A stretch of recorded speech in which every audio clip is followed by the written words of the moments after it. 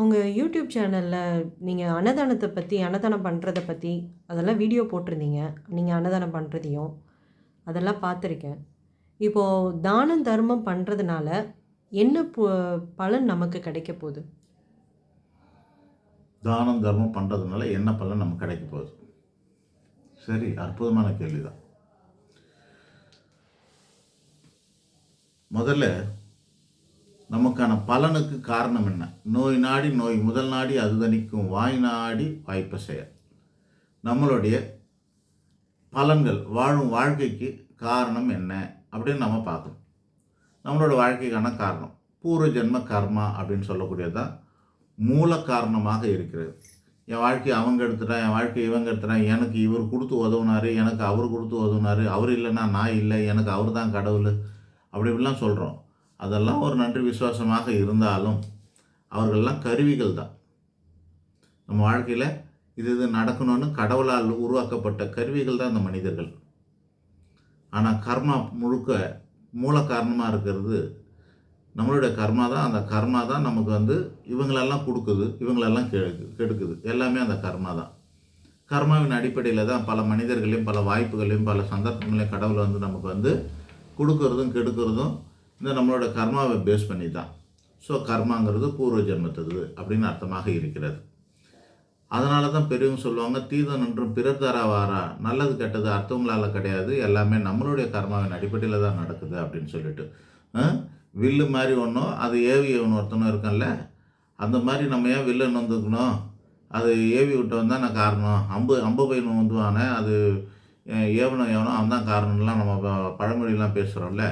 அந்த மாதிரி மூல காரணம் முதல்ல காரணமானது எதுனா நம்மளுடைய கர்மா தான் அப்படிங்கிறத நம்ம புரிஞ்சுக்கணும். அந்த கர்மா தான் ஊழ்வினை தான் உறுத்துது அப்படின்னு தெரிஞ்சுக்குங்க. உறுத்துதுன்னு தெரிஞ்சுக்கலாம், அல்லது பூர்வஜன்மத்தில் கொடுத்து வச்சது தான் இப்போ நமக்கு கிடைக்குதுன்னு தெரிஞ்சுக்கலாம். சரியா? பாமரர்கள் கூட கரெக்டாக சொல்லுவாங்க, நம்ம கொடுத்து வச்சது அவ்வளோதான்னு. முந்தைய ஜென்மத்தில் கொடுத்து வைக்கணும். யாருக்காவது எதாவது கொடுத்து வச்சா தான் இந்த ஜென்மத்தில் நமக்கு கிடைக்கும். இந்த வார்த்தைகள்லாம் சும்மா வர வார்த்தைகளா? அறிவே இல்லாதவங்க கூட, பாமரர்கள் கூட, படிக்காதவங்க கூட சர்வசாதாரணமாக உபயோகப்படுத்தக்கூடிய வார்த்தைகள்லேருந்து நம்ம அர்த்தம் தேடணுன்னாக்கா நமக்கு தெரியும். அது நம்ம கொடுத்து வச்சது அவ்வளோதான் விடு அப்படின்னு சொல்லுவாங்க. ஒரு டெத் ஆகிருக்கும், ஹஸ்பண்ட் இறந்து போயிட்டு ஒய்ஃபுக்கிட்ட போய் விடு, நம்ம கொடுத்து வச்சது ஆள் தான், நீ கொடுத்து வச்சது ஆள் தான் விடு, கடவுள் அதான் அப்படின்வாங்க. அப்போ அதுக்கு பின்னாடிலாம் எவ்வளோ தத்துவ ஞானம் இருக்குது தெரியுமா? ஸோ நம்ம கொடுத்தது தான் வாங்க முடியும். கிவ் அண்ட் டேக் பாலிசி தான் இங்கே. கொடுத்தது தான் வாங்க முடியும். அப்போ நீங்கள் என்னென்னலாம் கொடுத்து வச்சிங்களோ அதெல்லாம் கிடைக்கும் அப்படின்னு அர்த்தமாக இருக்குது. இதுதான் பேசிக் கர்ம வினையோட பேசிக். இதுதான் அது பலன். இப்போ அனுபவிக்கிற பலனுக்கு மூல காரணம் கர்மாங்கிறத புரிஞ்சிக்கலாம். நல்லதை கொடுத்து வச்சோம்னா நம்ம நல்ல பலனை அனுபவிக்கிறோம், கெட்டதை கொடுத்து வச்சோம்னா கெட்ட பலனை அனுபவிக்கிறோம். என்ன விதைக்கிறோமோ அதை தான் நம்ம அறுவடை செய்கிறோம் அப்படின்னு சொல்லுவாங்க. சரி, இப்போ பார்ப்போம். இப்போ நம்ம தான தர்மம் பண்ணுறதுனால என்ன பலன் அப்படின்னாக்கா, இந்த இருக்கு இல்லையா, தராசு, பழைய காலத்து தராசுன்னு வச்சுங்க. இப்போ எலக்ட்ரானிக் தராசு இல்லை, பழைய காலத்து தராசு வச்சிங்கன்னா 2 தட்டு இருக்கும். ஒரு தட்டில் எடை அதிகமாக இருந்ததுன்னா அது தொங்கி இருக்கும், எடை கம்மியாக இருக்குது தூக்கலாக இருக்கும். ஒரு தட்டு எப்படி இருக்கும்? ஒன்று தொங்கி இருக்கும், ஒன்று தூக்கலாக இருக்கும். அப்போ என்ன பண்ணணும்னாக்கா, இது புண்ணியம் அதிகமாக இருக்குது, வெயிட்டாக இருக்குது அப்படின்னாக்கா அவன் சொகுசாக வாழ்ந்துக்கிட்டு இருப்பான். பாவம் அதிகமாக இருக்குது அப்படின்னாக்கா, புண்ணியம் கம்மியாக இருக்குது பாவம் அதிகமாக இருக்குதுன்னா அவன் எப்படி இருப்பான்? பல கஷ்டங்களை பட்டுக்கிட்டு இருப்பான். அப்போ இதுக்கு நமக்கு 2 வழி இருக்குது. இந்த வெயிட்டை குறைக்கிறது ஒரு வழி இருக்குது. இதை குறைக்க குறைக்க இது மேலே வரும். கரெக்டாக? அல்லது இதை வெயிட்டை ஏற்ற ஏற்ற, ஒன்றுத்தில் வெயிட்டு ஏற்றுறோன்னு வச்சிங்களேன், இதில் வெயிட்டு ஏற ஏற என்ன பண்ணணும், இது அப்படியே இறங்கும். இது வெயிட்டு குறைய குறைய இது அப்படியே ஏறும். ஆக சமநிலைப்படுத்திக்கலாம், அல்லது புண்ணியத்தட்டை வசதிக்கலாம். அந்த மாதிரி இருக்குது. ஆக பாவத்தட்டு ஒன்று, புண்ணியத்தட்டு ஒன்று நீங்கள் ஞாபகம் வச்சுக்கலாம். அப்போ நம்ம என்ன பண்ணோன்னா, நிறைய தர்மங்கள்லாம் பண்ணிக்கிட்டு இருந்தோம்னா, தானம் தர்மங்கள்லாம் நிறைய பண்ணிக்கிட்டு இருந்தால், பக்தி பண்ணிக்கிட்டு இருந்தோம்னா, பக்தி கூட புண்ணியந்தான், கடவுள் தரிசனம் கூட புண்ணியந்தான். ரோட்டில் போயிட்டே இருக்கிறோம், நமக்கு ஒரு பிள்ளையார் கோயிலில் பிள்ளையார் வெளியே தெரிகிற மாதிரி இருக்குது, வண்டியில் போயிட்டே இருக்கோம், அப்படியே திரும்பி பார்த்துட்டு போகிறோம்ல, அது கூட பக்தி தாங்க, அது கூட புண்ணியந்தான். அந்த தரிசனம் கூட புண்ணிய கணக்கில் சேர்க்கும். இன்னும் ஒன்று, ஒரு ஒரு 1 ரூபாய் காயினை தூக்கி உண்டியில் போட்ட மாதிரி நம்ம கொஞ்சோண்டு புண்ணியம் சேரப்போகுது. புரியுதா? அதே வண்டியை நிறுத்திட்டு செருப்பை கட்டி விட்டுட்டு உள்ளே போய் நல்லா சாமியை கும்பிட்டுட்டு வந்தோம்னா அப்போ ஒரு 2 ரூபா காயின் உள்ளே போட்ட மாதிரி இருக்கும் போது. ஒரு அர்ச்சனை பண்ணுறோம், அப்போ இன்னும் ஒரு ரூபா எக்ஸ்ட்ரா சேர்ற மாதிரி போகுது. அது மாதிரி தான் கோயில் கட்டுறோம், கும்பாபிஷேகம் பண்ணுறோம் அப்படின்னாக்கா இந்த பக்தியில் நீங்கள் செய்கிறது எல்லாமே வந்து நம்மளுடைய புண்ணியத்தோட அளவுகளை கூட்டிக்கிட்டே இருக்க போகுதுன்னு அர்த்தம். அது மாதிரி தானம் தர்மன்றது இந்த பக்தியை காட்டிலும் பெரிய விஷயம் எதுனா தானம் தர்மமாகும். பக்தியை காட்டிலும் பெரிய விஷயம் எதுனா தானம் தர்மம். அப்படி பண்ணுற பட்சத்தில் நம்மளுடைய புண்ணியத்தட்டு ஒசந்துக்கிட்டே இருக்க போகுது. பாவத்தட்டு அப்படியே தான் இருக்குதுன்னு வச்சுக்கோங்க. ஆனால் புண்ணியத்தட்டு என்ன ஆகுது, எடை குறைஞ்ச அந்த புண்ணியத்தட்டு நீங்கள் வந்து ஏற்ற ஏற்ற ஏற்ற ஏற்ற புண்ணியம் ஏற்ற ஏற்ற புண்ணியத்தட்டு வந்து நல்லா இதுக்கு வந்துக்கிட்டு இருக்க போகுது. அதனோட பலனாக நமக்கு நன்மைகள் நடக்க வாய்ப்பு உண்டு. சிலது கண்ணுக்கு தெரியும், சிலது கண்ணுக்கு தெரியாது. என்ன அப்படின்னா, நம்ம பண்ணுறதெல்லாம் வந்து நம்மளுடைய பூர்வ ஜென்ம பாவத்தின் அளவு அதிகமாக இருந்ததுன்னா இது நமக்கு கண்ணுக்கு தெரியாமல் போகலாம். இதோட பலன் நம்ம உணர முடியாமல் போகலாம். நமக்கு பாவங்களே அது ஒரு பக்கம் என்ன பண்ணுவாங்க தெரியுமா, சில பேர் நல்லா கோயில் குளத்துக்கு போவாங்க, போயிட்டு வந்துட்டு அவன் செய்ய வேண்டிய அவசரம் நீங்கள் சினிமாலலாம் பார்க்கலாம். சினிமாவில் பார்க்குறதுக்கு சொல்கிறோம் ஒரு சீன். ஒருத்தர் நல்லா யூனிஃபார்ம் போட்டிருப்பார், இல்லை கவர்மெண்ட் சர்வெண்ட்டாக இருப்பார், நல்லா பட்டையும் கொட்டையெல்லாம் போட்டுக்கிட்டு சாமியெல்லாம் நல்லா கும்பிட்டுட்டு வருவார். போன உடனே முதல் வேலையாக கை நீட்டி லஞ்சம் வாங்குவார்னு வச்சுக்கோங்க. இப்போ அவருக்கு பாவத்தோட பலனும் இருக்கும், புண்ணியத்தோட பலனும் கிடைக்கணும். என்ன கிடைக்க போகுது அவருக்கு, எது கிடைக்க போகுதுன்னு கூட்டி கழிக்க வேணாவா? நம்ம பணத்தை போடுறோம் எடுக்கிறோம்னாக்கா அப்போ பேலன்ஸ் என்ன இருக்கும்னு நமக்கு தெரியணுமா இல்லையா? அதுதான் இங்கே நம்ம செய்ய புண்ணியங்களை செய்ய பக்தி மூலியமாக தான தர்மம் மூலியமாக நம்ம புண்ணியங்களை செஞ்சுக்கிட்டே புண்ணிய கணக்கை சேர்த்துக்கிட்டே வரும்போது நம்மளுடைய பாவ கணக்கு குறைவாக இருந்ததுன்னா இதோட பலன் நல்லாவே உணரலாம். புண்ணியத்தோட பலனை அந்தந்த ஜென்மத்தில் உணரலாம். நம்ம செஞ்சதெல்லாம் வந்து அந்தந்த ஜென்மத்துக்கே நமக்கு கிடைக்கலாம். கிடைக்காத பட்சத்தில் 5 வருஷம் பொறுத்து கிடைக்கலாம், கிடைக்கல 60-20 வருஷம் பொறுத்து கிடைக்கலாம், எப்பயோ கிடைக்கலாம், ஒன்றுமே கிடைக்கல, அடுத்த ஜென்மத்திலாச்சும் கிடைக்கும். அப்படி தான் இப்போ இது சொல்லிட்டல, இந்த ஜென்மத்தில் ஒருவேளை இந்த ஜென்மத்தில் கிடைக்கிது அப்படின்னாக்கா அதை நம்ம எப்படி உணர்றது அப்படின்றது தான் உங்களுடைய கேள்வியாக இருந்தது. இப்போ நான் சொல்லியிருக்கிறேன் பாவ புண்ணியம்னா என்னன்னு, அது எப்படி வேலை செய்யன்றது சொல்லிட்டேன். இப்போ அதை எப்படி நம்ம உணர்றது அப்படின்றத நீங்கள் கேட்ட கேள்விக்கான பதில் இப்போ தான் வரப்போகிறேன். அது என்ன அப்படின்னா, ஒருத்தர் ஹாஸ்பிட்டலுக்கு போகிறாரு, அட்மிட் ஆகிறாரு, ஐசியூவில் போகிறாரு, பிழைக்க மாட்டார்னு நினைக்கிறோம், பிழைச்சிட்டு வெளியே வந்துடுவார். பார்த்துருக்கீங்களா? அது பேர் மருத்துவ கண்டம். அது பேர் மருத்துவ கண்டம்னு பேர். இப்போ வாகனத்தில் போகிறாங்க, நீங்கள்லாம் கேமராலெலாம் பார்த்துருப்பீங்க பல இடத்துல. இந்த சிசிடிவி கேமராலாம் நீங்கள் வந்து யூடியூப்பில் ஃபேஸ்புக்கில் போன்ற சோசியல் மீடியாலெலாம் நீங்கள் பார்க்கலாம். சும்மா இருக்கிறவனை வந்து டபால்னு அடித்து கொண்டுட்டு போயிடும். எங்கேருந்தோ ஒரு டயர் மட்டும் உருண்டு பறந்து வரும், ஜிகுன்னு எந்த வந்து டக்குன்னு கரெக்டாக இவன் நெத்தியில் அடித்து இவனை காலி பண்ணிட்டு போவோம். அந்த மாதிரி பார்க்கலாம். ஸோ அவனுக்கு வந்து சம்மந்தமே இல்லாமல் வந்து அடித்து காலி பண்ணுறதுக்கு பேர் என்னது, இது இடி மின்னல் போன்ற இதில், சுனாமி மாதிரியானதில், மழையில், வெயிலில், கரண்ட்டில் தாக்குறது, இந்த மாதிரி இயற்கை சீற்றங்களாலோ அல்லது பஞ்சபூதங்களாலோ பாதிக்கப்படுறதெல்லாம் ஒன்று இருக்கும். அது தப்பிக்கிறதும் இருக்குது, அதில் சம்மந்தம் இல்லாமல் மாட்டிக்கிறதும் இருக்குது. நீங்கள் பல இடங்களில் பார்க்கலாம். அபூர்வமாக புண்ணியம் எப்படி வேலை செய்யுதுங்கிறதெல்லாம் நீங்கள் அந்த வீடியோலெல்லாம் பார்த்துருக்கலாம். அதாவது உக்காந்துகிட்டே இருப்போம், ஒரு ஆள் ஒரு பார்க்கில் இல்லை ரோட்டில் எங்கே பஸ் ஸ்டாப்பில் எங்கே நிற்கிறான், உக்காந்துட்ருக்கான், அப்படின்னு நிற்கிறான். அது வரைக்கும் இருக்காது. திடீர்னு அவன் ஏஞ்சி இப்படி நகருவான், லைட் போஸ்ட் டமால்லாம் கரெக்டாக அவன் நின்று இடத்துல விழுங்க. அது வரைக்கும் யம தர்மம் வந்து பிடிச்சிட்டே நிற்பார் போல இருக்குது. இவன் நம்ம லிஸ்ட்டில் இல்லை, இவனை இது பண்ணக்கூடாதுன்னு சொல்லிட்டு போனோன்னு போடுவாங்க. மரங்கள் அந்த மாதிரி விழும். விபத்துக்கள், இந்த மாதிரியான இயற்கை சீற்றங்கள், இதில் இருந்தெல்லாம் தப்பிக்கிறதும் மாட்டிக்கிறதும் நம்ம தெரிஞ்சுக்கலாம். இது ஒன்று இருக்குது. ஆக மருத்துவ கண்டம், அப்புறம் விபத்து கண்டம், வாகனங்கள்லேருந்து கண்டம், இயற்கை கண்டம், இந்த மாதிரியான பல விதமான கண்டங்கள் இருக்குது இல்லையா? நீரில் கண்டம், பஞ்சபூத கண்டம் தான். இயற்கை கண்டங்கிறதுனா பஞ்சபூத கண்டங்கள் அப்படின்னு ஒன்று இருக்குது. மருத்துவ கண்டம்னு இருக்குது, நாகதோஷம், இது வாகன கண்டம்னு இருக்குது. இந்த மாதிரி ஸோ நீங்கள் ஒரு தான தர்மம் பண்ணிங்கன்னா உங்களுக்கு இந்த 3 விதமான கண்டங்கள்லேருந்து தப்பிக்கிறதுக்கான வாய்ப்பு உண்டு. நீங்கள் பண்ணும்போது கண்டிப்பாக உங்களோட புண்ணிய பலங்களில் இந்த 3 விதமான கண்டங்கள்லேருந்து ஒரு 3 கண்டம் வரும் உங்களுக்கு தலையத்தில் இருக்கும், ஜாதகத்தில் இருக்கும். நீங்கள் இந்த தர்மம் பண்ண இந்த 3 விதமான கண்டங்களையும் காப்பாற்றக்கூடியது. 3 வித கண்டங்களையும் அல்லது 3 முறை நீங்கள் செத்து பிழைக்கலான்னு அர்த்தம். அது கேரண்டி. இது மட்டும் இல்லை, உங்களுக்கு அந்த மாதிரி கண்டமே இல்லைங்க. என் வாழ்க்கையில் அந்த மாதிரி ஒரு கண்டமே கிடையாது. அப்புறம் ஏன் நான் வந்து இதெல்லாம் பண்ணணும்? என் ஜாதகம் வந்து பவித்திரமாக இருக்குது, ஜோசியர் சொல்லிட்டாங்க, எனக்கு எந்த விதமான கண்டமும் கிடையாதுன்னு சொல்லிட்டாங்க, எனக்கு 90 வயசு ஆயுள் இருக்குதுன்னு சொல்லிட்டாங்க. ஓகே, நீ நோய் நொடி இல்லாமல் இருக்கிறீங்க, அப்புறம் மருத்துவ செலவு கிடையாது, மருத்துவ கண்டம் வராது, வாகனத்தில் விபத்து நடக்காது, உங்களுக்கு தலையெழுத்தில் அந்த மாதிரி விதியில் இல்லை, இயற்கை சீற்றங்களால் அதாவது பஞ்சபூதங்களால் உங்களுக்கு பாதிப்பு நடக்காது. சரி, அப்போ என்ன ஆகும்னா ஒன்றும் பிரச்சனை இல்லை. நீங்கள் பண்ணுறத புண்ணியங்கள் எல்லாமே உங்கள் வாழ்க்கைக்கு போதுமான அளவுக்கு சேர்த்து வச்சா, நீங்கள் எப்படி சொத்துக்களை எப்படி உங்கள் அடுத்த வாரிசுக்கு கொடுக்குறீங்களோ, அதுபோல் உங்களோட புண்ணியங்கள்லாம் உங்களுக்கு அப்புறமா உங்களோட பிள்ளைங்களை பாதுகாக்கும். நீங்கள் செய்கிற புண்ணியங்கள் என்ன ஆகும்? அது தானம் பண்ணாலும் சரி, தர்மம் பண்ணாலும் சரி, பக்தி பண்ணாலும் சரி, என்ன பண்ணிக்கிட்டாலும் சரி, எந்த விதமான புண்ணியங்கள் உதவி செஞ்சாலும் சரி, தானம் தர்மம் மகான்கள் சித்தர்கள் கொடுக்குற அந்த புண்ணிய விஷயங்கள் வந்து விரும்பின வந்து தானம் தர்மம் மட்டும் கிடையாது, நிறைய இருக்குது. தானம் தர்மம், இந்த ஆன்மீகவாதிகளுக்கு கொடுக்கக்கூடிய தட்சணை அல்லது பெரியோர்களுக்கு கொடுக்கக்கூடிய தட்சணை காணிக்கைன்னு சொல்லக்கூடியது. அப்புறம் சரியைனா என்னென்னா நம்ம சாமியை பார்த்து நாமளே கும்பிட்றது. அதாவது உங்களுக்கு இதுக்குன்னா விளக்கம் வேணாலும் கொடுத்துட்றேன். தானம்ங்கிறது என்னென்னா நம்ம பிரதிபலன் எதிர்பார்க்காம முன்ன பின்ன தெரியாத ஆளுங்களுக்கு கொடுக்குறது பேர் தாங்க தானம். அன்னதானம் சொல்லுவோம், அன்ன தர்மம் சொல்ல மாட்டோம். தர்மம்னா ஒரு டியூட்டின்னு பேர், கடமைன்னு பேர். நம்மளோட கடமை செய்கிறது. சகோதர சகோதரிகள் இருக்காங்க, தாயார் இருக்காங்க, பிள்ளை இருக்கிறாங்க, இவங்களுக்கெல்லாம் நம்ம ஒரு வேளை சோறு போட்டு தானம் பண்ணிட்டேன்னு சொல்லக்கூடாது. அண்ணன் தம்பிக்கெல்லாம் சாப்பாடு போட்டால் தானம் கிடையாது. அதெல்லாம் அவங்களுக்கு உதவி செய்கிறோம்.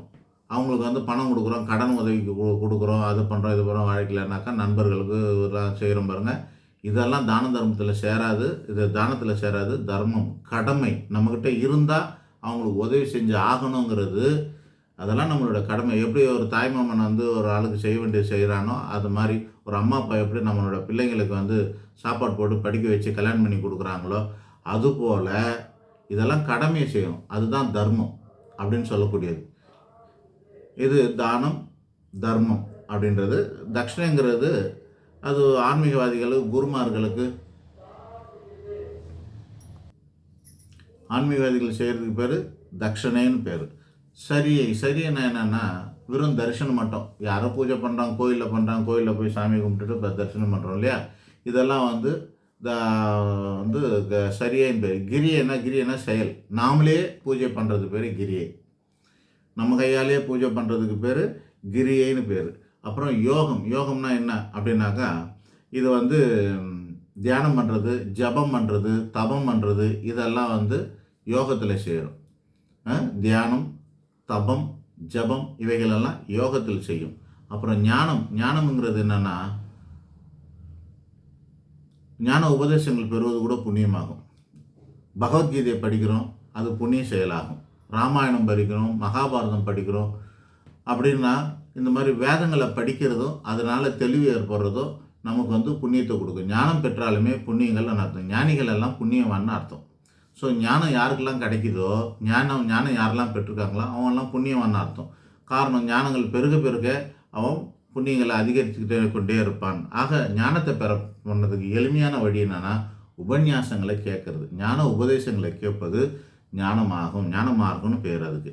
அடுத்ததா அப்புறம் புண்ணிய சேஸ்திரங்கள் தரிசனங்கள் அப்படின்னு சொல்லக்கூடியது. அப்படின்னா நம்ம பக்கத்தில் இருக்கிற கோயில் குளம் இல்லாமல் இந்த திவ்ய தேசங்களுக்கெல்லாம் போகிற மாதிரி தூரமாக இருக்கிற இடங்களுக்கெல்லாம் போகிறது பேர் புண்ணியமான சேத்திரங்கள் பேர். தீர்த்த யாத்திரை அப்படின்னாக்கா குளியலோடு சேர்ந்து சில இடங்களெல்லாம் போய் காசிக்கு போனால் என்ன பண்ணோம், நம்ம விஸ்வநாதரை பார்க்குறதுக்கு முன்னாடி கங்கையில் குளிக்க வேண்டியது இருக்கும்.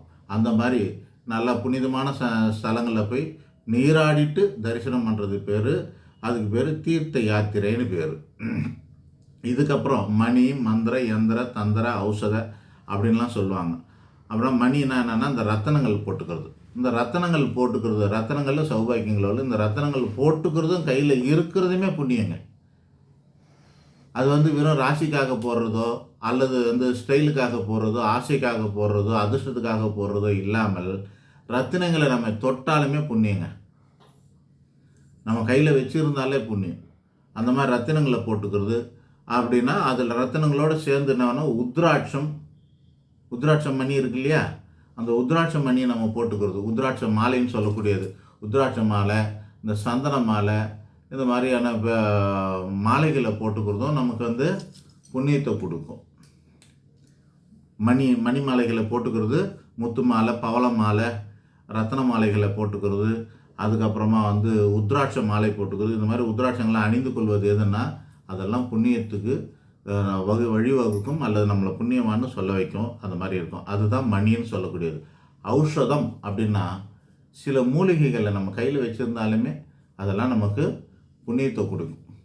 அதெல்லாம் நாங்கள் அதுக்கு சில பேர் இழுபறியாக இருப்பாங்க. இன்றைக்கி நாளைக்குன்னு ஒரு 20 நாள், 40 நாள், 50 நாளாக அப்படியே 10 படுக்கையாக இருப்பாங்க. அவங்க போய் சேர மாட்டாங்க. இந்த மாதிரிலாம் இருக்கும். அவங்களுக்கு பாவம் வாட்டி எடுக்கும். பெட்ஷோர் ஆகி அப்படியே முதுவெல்லாம் ஒழுகும். இந்த மாதிரிலாம் ஆகிட்டு இருக்கும்போது நம்மக்கிட்ட கேட்பாங்க, அவர் இப்படியே இருக்குதுன்னு சொல்லிட்டு. நாங்கள் என்ன பண்ணுவோம், ஒரு சில மூலிகை எண்ணெய் இலைகள் இருக்குது. அந்த மூலிகை எண்ணெய்கள் வந்து தண்ணியில் போட்டு, அது இங்கே சொல்ல மாட்டேன், அவ்வளோதான். அந்த எண்ணெயை போட்டு இதை வந்து சாமி பேரை சொல்லி ஒரு 5 உத்திரணி 5 சொட்டு அவர் வாயில் விடுங்கன்னு சொல்லுவோம். அவர் சாமி பேரை சொல்லிகிட்டே விடும்போது என்ன ஆகுனாக்கா அவங்களோட கர்மாலாம் தீங்கி அவங்கள வந்து அந்த கொடுமையான அந்த நோயிலேருந்து விடுபட்டு அவங்க முக்தி அடைவாங்க. இந்த மாதிரி இருக்குது. அது வந்து ஔஷதம்னு சொல்லக்கூடியது. ஔஷதம்னா மருந்து, மூலிகை அப்படின்னு அர்த்தமாகும். அஸ்திரம், சஸ்திரம் அப்படின்னு சொல்லக்கூடியதெல்லாம் என்ன அப்படின்னாக்கா இதுக்கான மந்திரங்கள் எல்லாம் பிரயோகப்படுத்துறதெல்லாம் இருக்குது. அதுக்குன்னு அந்த அஸ்திர சஸ்திரம்ன்றதுன்னா, அஸ்திரம்னா அது என்ன நம்ம வந்து அந்த காலத்தில் கிடையாதுன்னு வச்சுக்கங்களேன், அதை விட்டுடுங்க. அது அம்பெல்லாம் சொல்லும்போது ஏதாவது மந்திரத்தை சொல்லி இப்படி ஏவி விடுவாங்க பார்த்தீங்களா, அதெல்லாம் கூட நம்மளை காப்பாற்றும். அந்த மாதிரி மந்திரங்களை சொல்லும்போது நீங்கள் எல்லாம் விளையாட்டுத்தனமாக சில அதெல்லாம் கேள்விப்பட்டிருப்பீங்க சின்ன வயசில். 22K கிட்டலாம் இருக்காது, 80s முன்னாடி பிறந்தவங்க தான் தெரியும். பாம்பு வந்தால் ஒரு மந்திரத்தை சொல்லணுவாங்க.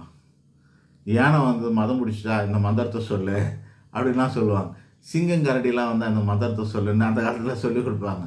ஸோ அந்த மாதிரி சில மந்திரங்களுக்கு சில பலன்கள் இருக்குது. அது மாதிரி இருக்குது. இது மட்டும் இல்லாமல் மாத்ரு, பித்ரு அப்படின்னு சொல்லக்கூடிய அவங்களுடைய கடன் தீர்ப்பது, அதாவது திதி கொடுப்பது, தேவசம் கொடுப்பது, காசி போயிட்டு அங்கே ராமேஸ்வரத்தில் போய் திலகோமம் பண்ணுவது, இதெல்லாம் பித்ரு தோஷ நிவர்த்தி ஆகும்னு சொல்லுவாங்க இல்லையா. அந்த மாதிரி புத்த கயாலெல்லாம் போய் கயாவில் கொடுக்குறது, காசியில் கொடுக்குறது, இதெல்லாம் வந்து ஆக மட்டும் திதி தேவசம் போன்றதை கொடுக்கறதுக்கு பேரும் அதுவும் புண்ணியமாக தான் கருதப்படுகிறது. அது மட்டும் இல்லாமல் நம்மளோட மேலே இருக்கவங்களோட ஞானத்தில் பெரியவங்களாக இருக்கணும் அல்லது வயசில் பெரியவங்களாக இருக்கணும். இதில் ஞானத்தில் பெரியவராக இருக்க வேண்டும் அல்லது வயதில் பெரியவராக இருக்க வேண்டும். இவர்கள்கிட்ட போய் பாதம் தொட்டு வணங்கி நமஸ்காரம் பண்ணிக்கிட்டால் அவங்க சொல்கிற ஆசீர்வாதங்கள் அது கூட நமக்கு நன்மைகளில் நடக்கும். சின்னவங்க காலில் விழக்கூடாது. அப்படி சின்னவங்க காலில் விழுவதாக இருந்தால் அந்த சின்னவருக்கு ஞானம் இருக்க வேண்டும். அவர் ஞானியாக இருக்க வேண்டும். ஞானம் பெற்ற ஒருத்தரோட காலில் அப்படி இல்லை, மாதா, பிதா, குரு, தெய்வம் மட்டும் இல்லாமல் வயசில் மூத்தவங்க, அண்ணன், அக்கா, நல்ல நாளெல்லாம் நம்ம விழுவோம் இல்லையா, அந்த மாதிரி பெரியவங்ககிட்டெல்லாம் விழுந்து வந்து ஆசீர்வாதம் வாங்கிறது. இதுக்கப்புறமா வந்து ஓமம் பண்ணுறது, யாகம் பண்ணுறது. கணபதி ஹோமம் சின்ன சைஸில் பண்ணால் அது ஹோமமாகும். 2 மணி நேரத்துக்கு மேலே பண்ணோம்னாக்கா அது பெரிய அளவில் இருந்து தான். அது 2 மணி நேரத்துக்கு மேலே கூட இல்லை, 1008 ஆகுதி குறையாமல் இருந்தால் அது பெரிய யாகமாகும். அது கீழே இருக்கிறது எல்லாமே ஹோமம் கணக்கில் தான் சேரும். நெய் எடுத்து விடுறாங்க இல்லையா, நெய் விடுறது, சமைத்து போடுறது, அப்புறமா அன்னம் போடுறது. அன்னம், சமைத்து, மந்திரம், நெய், இந்த 4மே போடணும். இது 4ம் 1008 ஆகணும். எல்லாத்தையும் சேர்த்து இது ஒரு 250, இது 250, இது 250 அப்படி பண்ணுறது கிடையாது. 1000 முறை நெய் விடணும், 1000 முறை மந்திரம் சொல்லணும், 1000 முறை ஏதாவது அன்னம் போடணும், 1000 முறை சமைத்து போடணும். இதெல்லாம் செய்கிற பட்சத்தில் அதுக்கு பேர் யாகம்னு பேர். அது பண்ணாலும் நம்மளுடைய இதுதான் உச்சகட்ட பரிகாரமாக நாங்கள்லாம் சொல்கிறது. வேதத்தில் சொல்கிறது இதுதான். எப்படியாப்பட்ட பெரிய பெரிய பாவங்களையும் தீர்க்கக்கூடிய அளவுக்கு புண்ணியத்தை செய்யக்கூடியது இந்த யாகம் பண்ணுறது அப்படின்னு சொல்லுவோம். இப்படி யாகம் பண்ணலாம். இதுக்கு மேலே என்ன பண்ணுவாங்கன்னா தவம் தான் பண்ணணும். போய் தவம் பண்ணணும். அப்புறம் விரதம் இருப்பாங்க. சஷ்டி விரதம், அந்த விரதம், இந்த விரதம், இதெல்லாம் போய் இருக்கிறாங்களே, அந்த மாதிரிலாம் இருக்கலாம். அது முன்னாடி சொல்ல வேண்டியது கடைசியாக சொல்கிறேன், மறந்துட்டேன், அதனால் கடைசியாக சொல்கிறேன். இது விரதங்கள் இருப்பது கூட பக்தியில் தான் பெரிய இதுவாக இருக்கும். அது வர்ணத்துக்கு ஏற்ற மாதிரி இருக்குது. மெய் வருத்த கூலி தரும்னு சொல்லுவாங்க. சில பேர் மெய்யை வருத்தி பக்தியை செலுத்துவாங்க. வேலை குத்திக்கிறது, அங்க பிரதர்ஷனம் பண்ணுறது, நெருப்பு சட்டி எடுக்கிறது, நெருப்பில் நடக்கிறது, பாத யாத்திரையாக நடந்து போகிறது, இது மாதிரிலாம் உடம்பை வந்து வருத்தி பக்தி செலுத்துறதெல்லாம் கூட கிடையாது இருக்குது. ஸோ அதுக்கான பலன்லாம் இருக்கும். அது வந்து ஆக்சுவலி அந்த மாதிரி மெய் வருத்திகள்லாம் பாமரோட பக்தியில் தான் அதெல்லாம் சேர்க்குறாங்க. அது மாதிரி கொஞ்சம் அது அடுத்த லெவலில் இருந்தால் உபவாசம் இருந்து விரதம் இருக்குது. விரதம் இருக்கிறதுங்கிறது ஒரு பெரிய விஷயம். என்னென்ன விரதம் இருக்கலாம்? சஷ்டி அன்னைக்கு விரதம் இருக்கலாம், சிவராத்திரி அன்னைக்கு விரதம் இருக்கலாம், சொர்க்கவாசல் திறக்கிற அன்னைக்கு வைகுண்ட ஏகாதசின்னு சொல்லக்கூடிய மாதம் ஏகாதசி அன்னைக்கு கூட நம்ம வந்து விரதம் இருக்கலாம். மாதம் சஷ்டி அன்னைக்கு கூட விரதம் இருக்கலாம். இந்த மாதிரி அதுக்கு விரதம் இருக்கிறதுக்குன்னு இந்த 3 நாட்கள் இருக்குது. இந்த மாதத்தில் இந்த 3 நாட்களில் விரதம் இருக்கலாம். அப்படி இருக்கிற பட்சத்துலேயும் அதுவும் பக்தர்களுக்கு, எல்லா வகையான பக்தர்களுக்கும் அது பொருந்தக்கூடியதாக இருக்கும். இப்படியெல்லாம் செய்யலாம். எல்லாமே புண்ணியங்கள் தான். இந்த புண்ணியங்கள் உங்களுக்கு 3 விதமான கண்டங்களிலிருந்து காப்பாற்றும். நீங்கள் இல்லாமல் போனால், உங்களுக்கு அந்த பலன் தேவையில்லாமல் போனால், அடுத்து உங்களுடைய சொத்து எப்படி அடுத்த வாரிசுக்கு போய் சேருதோ அந்த மாதிரி உங்களோட புண்ணியங்களும் அடுத்த வாரிசுக்கு போய் சேரும். உங்களுடைய புண்ணியங்கள் பெற்றோர் புண்ணியம் பிள்ளையை போய் சேரும்னு வச்சுக்கோங்க. நன்றி, வணக்கம்.